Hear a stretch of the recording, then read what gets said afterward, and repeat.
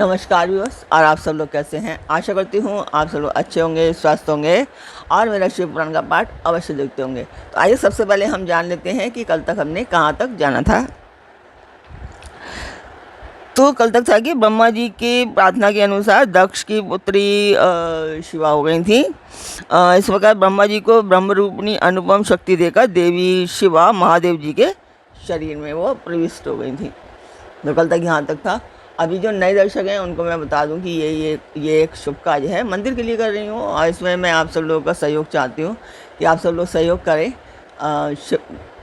Subscribe करें, like करें और शेयर करें ताकि मैं ये अपना उद्देश्य पूरा कर पाऊँ। ये मंदिर के लिए कर रही हूँ तो अपना लिए कुछ नहीं है ऐसा। तो जिस मंदिर का मैं वर्णन कर रही हूँ उस मंदिर की मैं वीडियो डालती हूँ, आप लोग देखें और मुझे बताएं कि आपको शिव पुराण कैसा लग रहा है।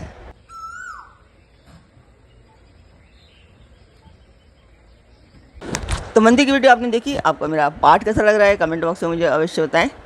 तो अब हम चलते हैं आज के पाठ पर। स्वागत करती हूँ मैं आप सभी का अपने इस कार्यक्रम शिव पुराण में।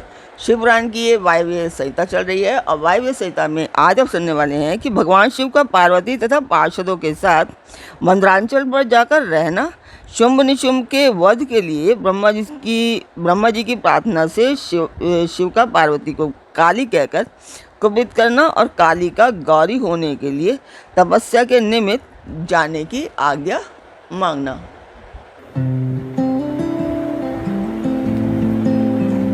तो यहाँ पर वायु देवता कहते हैं कि महादेव जी से सनातन पराशक्ति को पाकर प्रजापति ब्रह्मा मैथुनी सृष्टि की इच्छा लेकर स्वयं भी आधे शरीर से अद्भुत नारी और आधे शरीर से पुरुष हो गए।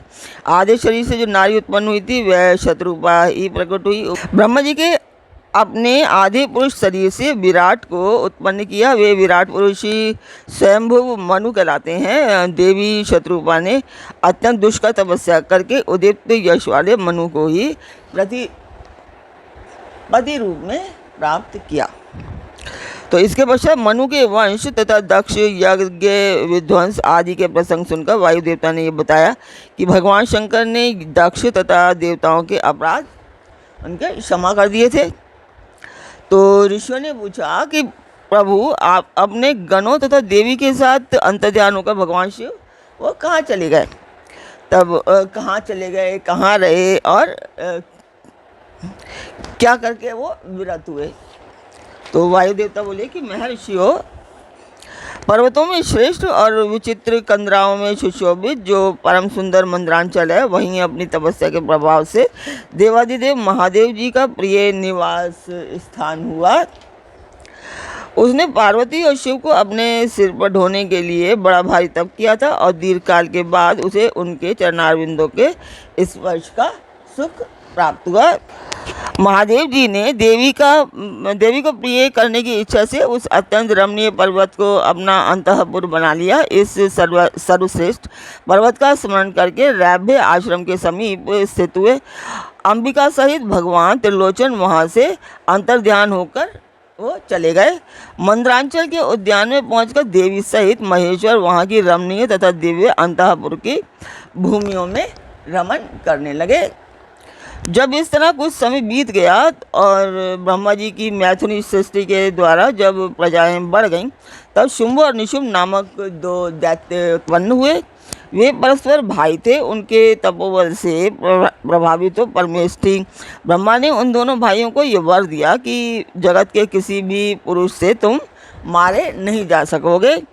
उन दोनों ने ब्रह्मा जी से ये प्रार्थना की कि पार्वती देवी के अंश से उत्पन्न जो अयोनिजा कन्या उत्पन्न हो, जिसे पुरुष का स्पर्श तथा रति नहीं प्राप्त हुई हो तथा जो अलंग पराक्रम से संपन्न हो, उसके प्रति काम भाव से प्रेरित होने पर हम युद्ध में उसी के हाथों मारे जाएंगे। उनकी इस प्रार्थना पर ब्रह्मा जी ने तथास्तु कहकर उन्हें स्वीकृति दे दी। तभी से युद्ध में इंद्र आदि देवताओं को जीतकर उन दोनों ने जगत को अनीतिपूर्वक वेदों के स्वाध्याय और वशिष्ठकार आदि से, वशिष्ठकार यानी कि यहाँ पर उसे यज्ञ का नाम दिया गया है, आदि से रहित कर दिया। तब ब्रह्मा ने उन दोनों के वध के लिए देवेश्वर शिव से उन्होंने प्रार्थना की कि प्रभु आप एकांत में देवी की निंदा करके भी जैसे तैसे उन्हें क्रोध दिलाइए और उनके रूप रंग की निंदा से उत्पन्न हुई काम भाव से रहित कुमारी स्वरूपा शक्ति को निशुंभ और शुंभ के वध के लिए देवताओं को अर्पित कीजिए। तो ब्रह्मा जी के इस प्रकार प्रार्थना करने पर भगवान नील लोहित रुद्र एकांत में पार्वती की निंदा सी करते हुए मुस्कुराकर बोले, तुम तो काली हो।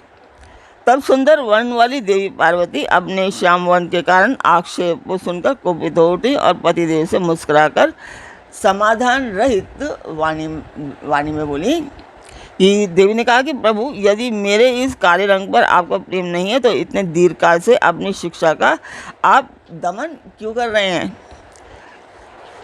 कोई स्त्री कितनी ही सर्वांग सुंदरी क्यों ना हो, यदि पति का उस पर अनुराग नहीं हुआ तो अन्य समस्त गुणों के साथ ही उसका जन्म लेना व्यर्थ हो जाता है। स्त्री की यह सृष्टि ही पति के भोग का प्रधान अंग है। यदि वह उससे वंचित हुई हो तो इसका और कहाँ उपयोग हो सकता है। इसलिए अपने एकांत में जिसकी निंदा की है उस वर्ण को त्याग कर अब मैं दूसरा वर्ण ग्रहण करूंगी और अथवा स्वयं ही मिट जाऊंगी। ऐसा कहकर देवी पार्वती शैया से उठकर खड़ी हो गई और तपस्या के लिए दृढ़ निश्चय करके गदगद कंठ से जाने की आज्ञा मांगने लगी। इस प्रकार प्रेम भंग होने से भयभीत तो भूतनाथ भगवान शिव स्वयं भवानी को प्रणाम करते हुए बोले। भगवान शिव ने कहा कि प्रिय, मैंने क्रीड़ा या मनोविनोद के लिए यह बात कही है। मेरे इस अभिप्राय को न जानकर तुम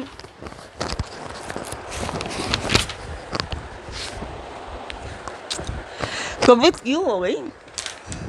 यदि तुम पर मेरा प्रेम नहीं होगा तो और किस पर हो सकता है। तुम इस जगत की माता हो और मैं पिता तथा अधिपति हूँ। फिर तुम पर मेरा प्रेम ना होना कैसे संभव हो सकता है।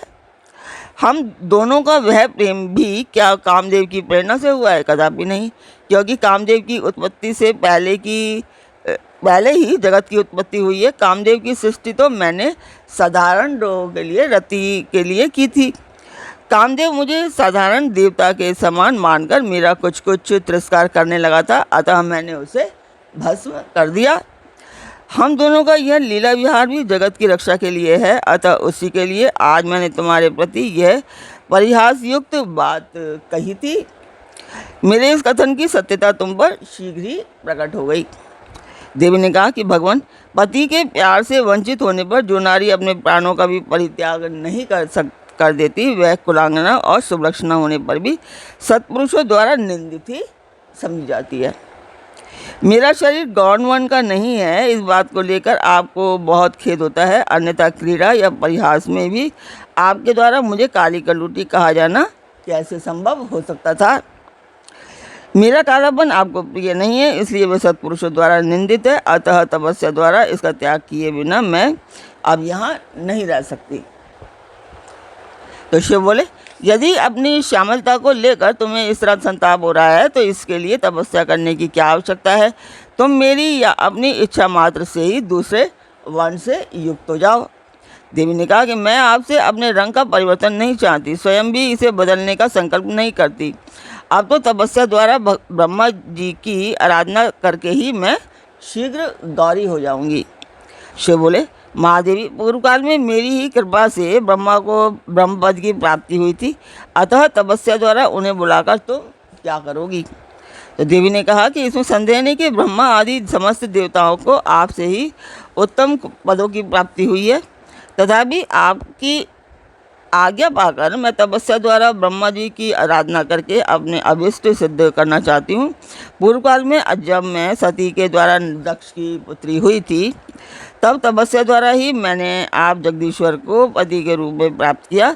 इसी प्रकार आज भी तपस्या द्वारा ब्रह्मा को संतुष्ट करके मैं गौरी होना चाहती हूँ। ऐसा करने में यहाँ कोई दोष नहीं है क्या। महादेव जी के ऐसा कहने पर वामदेव मुस्कुराते हुए से चुप रह गए। देवताओं का कार्य सिद्ध करने की इच्छा से उन्होंने देवी को रोकने के लिए हट नहीं किया। तो आज हमने जाना कि असुरों का संहार करने के लिए शिव ने पार्वती के साथ कैसा अट्टहास किया। तो आज का पाठ मैं यहीं पर पूर्ण करती हूँ। कल फिर मिलेंगे एक नए पाठ में, एक नए उमंग, एक नई तरंग के साथ। तब तक के लिए आज्ञा दीजिए। ओम नमः शिवाय। जय माता की।